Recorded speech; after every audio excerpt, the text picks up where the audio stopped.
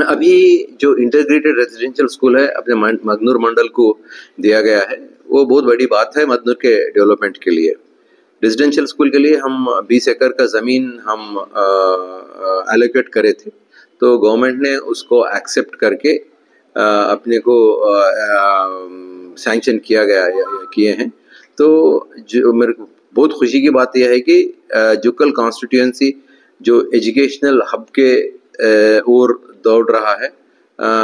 परसों ही हम बिचकुंदा में advance technology centre Tata technologies के हेल्प से वहाँ पे एडवांस टेक्नोलॉजी सेंटर लाए हैं। वहाँ पे 6 कोर्सेस, बहुत ही अच्छे कोर्सेस स्टार्ट हुए हैं। अभी इंटीग्रेटेड रेजिडेंशियल स्कूल आने से मदनूर का विकास बहुत ही जल्दी होगा। అన్ని రకాలుగా అభివృద్ధి చేయాలని చెప్పేసి ఉద్దేశంతో పిట్లంలో నిజాం సాగర్లో ఈకో టూరిజం పార్క్ ఒకటి శాంక్షన్.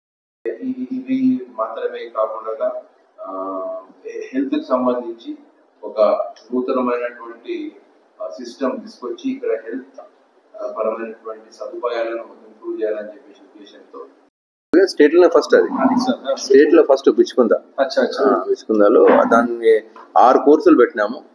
దాంట్లో 172 మంది విద్యార్థులు ట్రైనింగ్ అవుతారు. అంటే ఆ కోర్సులు కూడా అద్భుతం.